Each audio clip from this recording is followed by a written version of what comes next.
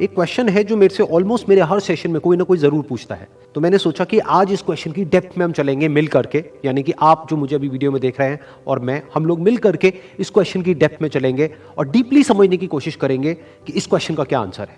वो क्वेश्चन है कि हमेशा मोटिवेटेड कैसे रहे। तो इससे पहले कि इस क्वेश्चन की हम डेप्थ में चले, मैं आपको बताना चाहूंगा एक ऐसी स्टडी के बारे में जो बहुत ही इंटरेस्टिंग है। वो हुई थी कोलंबिया यूनिवर्सिटी में 1998 में। एक प्रोफेसर ने स्टडी को किया जिसमें कि बहुत सारे बच्चे थे जो कि सारे 5th स्टैंडर्ड के थे और उनको पजल्स थी बहुत तरह तरह की सॉल्व करने के लिए। उसमें से कुछ पजल्स बहुत ही मुश्किल थी, कुछ बहुत ही आसान थी। उसके बाद में जब उन बच्चों ने उन पजल्स को सॉल्व किया तो उसके बाद में सभी बच्चों को एक ही बात कही गई कि आपने बहुत अच्छा किया। बस यहां पर एक छोटा सा फर्क था। आधे बच्चों को उन्होंने कहा कि आपने इतना एक्स्ट्राऑर्डिनरी इसलिए परफॉर्म किया क्योंकि आप बहुत ही ज्यादा इंटेलिजेंट हो, और बाकी के जो आधे बच्चे थे उनको कहा गया कि आपने जो इतना एक्स्ट्राऑर्डिनरी परफॉर्म किया उसकी वजह थी आपका हार्ड वर्क।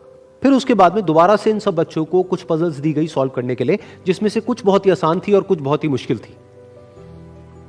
अब यहां पर कुछ बहुत इंटरेस्टिंग निकल करके आया जो किसी ने एक्सपेक्ट भी नहीं किया था।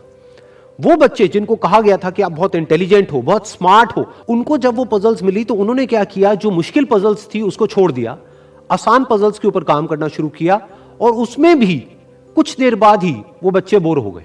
दूसरी तरफ से वो बच्चे जिनको कहा गया था कि आपने इतना एक्स्ट्राऑर्डिनरी परफॉर्म इसलिए किया क्योंकि आपने हार्डवर्क किया, उन्होंने सिर्फ आसान पजल्स को अटेम्प्ट नहीं किया बल्कि मुश्किल से मुश्किल पजल्स को भी अटेम्प्ट किया और सॉल्व किया।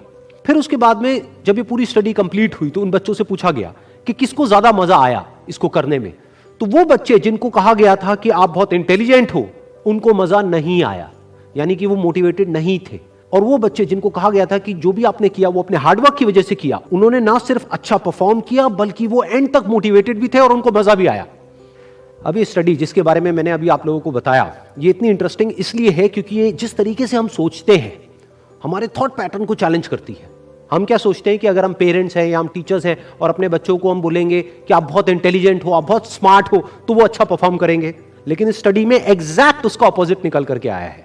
तो इस स्टडी में जो फैक्ट्स रिवील हुए उसको समझने के लिए हमको एक कॉन्सेप्ट को समझना पड़ेगा, जिस कॉन्सेप्ट को कहा जाता है लोकस ऑफ कंट्रोल। हुआ क्या कि जिन बच्चों को कहा गया कि आप बहुत ही स्मार्ट हो, बहुत ही इंटेलिजेंट हो, उनका जो लोकस ऑफ कंट्रोल था वो उनके अंदर नहीं था, उनके बाहर था। लोकस का मतलब है सेंटर ऑफ कंट्रोल, मतलब कि अगर वो स्मार्ट है, अगर वो इंटेलिजेंट है, तो इसमें उनका खुद का कोई रोल नहीं है, वो उनके कंट्रोल से बाहर है।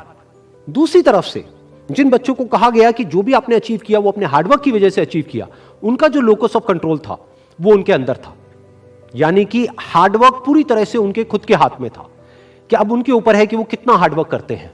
और ये सिर्फ इस स्टडी में निकल करके नहीं आया है, इस तरह की और भी बहुत सारी स्टडीज हुई हैं, बहुत सारी रिसर्चेस हुई हैं जहां पर एग्जैक्ट यही चीज निकल करके आई है कि अगर हम खुद को हमेशा मोटिवेटेड रखना चाहते हैं तो उसका सिर्फ एक तरीका है कि जो कंट्रोल है वो पूरी तरह से हमारे अपने हाथ में होना चाहिए।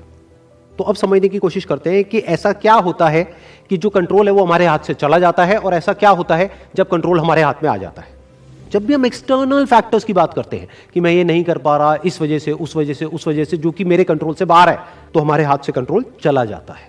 लेकिन जब हम बात करते हैं कि हम एग्जैक्टली क्या कर सकते हैं, जब हम अपनी कैपेबिलिटीज के बारे में बात करते हैं, तब कंट्रोल पूरी तरह से हमारे हाथ में आ जाता है। जब हमारा फोकस उन रीजंस पे नहीं होता है जिनकी वजह से हम वो नहीं कर सकते जो हम करना चाहते हैं, बल्कि उस जगह पर होता है कि जिस वजह से हम वो कर सकते हैं जो हम करना चाहते हैं, तब हम अंदर से मोटिवेटेड होते हैं। फॉर एग्जाम्पल, आप जिस भी फील्ड में हो, उस फील्ड में कुछ लोग हैं जो टॉप पे बैठे हैं। आपके पास में दो ऑप्शन है। एक, आप बोल सकते हो कि वो लोग, उनके अंदर कुछ स्पेशल है, उनके अंदर कुछ एक्स्ट्राऑर्डिनरी है, उनके अंदर कोई ऐसा टैलेंट है जो आपके अंदर नहीं है, या फिर उनकी किस्मत है जिसकी वजह से वो वहां पर बैठे हैं, या फिर उनके पास में कुछ था, किसी का सपोर्ट था जिस वजह से वो वहां पर है। अगर इसमें से ऐसा आपने कुछ भी बोला तो आप फंस गए। अब आप मोटिवेटेड नहीं रह सकते उस काम को करने के लिए जो आप काम कर रहे हो, क्योंकि अब कंट्रोल आपके हाथ से बाहर है। क्योंकि अब अगर आपके पास में वो है ही नहीं जो उनके पास में है, तो अब आप वो कैसे बन सकते हो जो कि वो बन चुके हैं। लेकिन अगर आप ये बोलते हो कि जिस भी फील्ड में आप हो, उस फील्ड में जो भी टॉप पे बैठे हैं वो वहां पर है अपने हार्डवर्क की वजह से, अपने स्मार्ट वर्क की वजह से, या जो कुछ भी उन्होंने किया, जो कुछ भी उन्होंने सीखा उसकी वजह से, तो अगर वो कर सकते हैं तो मैं भी कर सकता हूं। उन्होंने भी मेरी ही तरह एक ना एक दिन कहीं ना कहीं से शुरुआत करी थी, जहां से कि आज मैं शुरुआत कर रहा हूं। तो मुझ में और उनमें अगर कोई फर्क है तो वो सिर्फ एक है, वो है टाइम का, कि आने वाले 10 साल बाद या 20 साल बाद मैं भी उन्हीं की जगह पर हो सकता हूं या उनसे भी आगे हो सकता हूं जहां पर आज वो है। तो अब कंट्रोल पूरी तरह से आपके हाथ में है। तो हमारे पास में हमेशा ये दो ऑप्शंस होते हैं, एक कि हम कंट्रोल को अपने हाथ से छोड़ दें और दूसरा कि कंट्रोल हम पूरी तरीके से अपने हाथ में ले लें।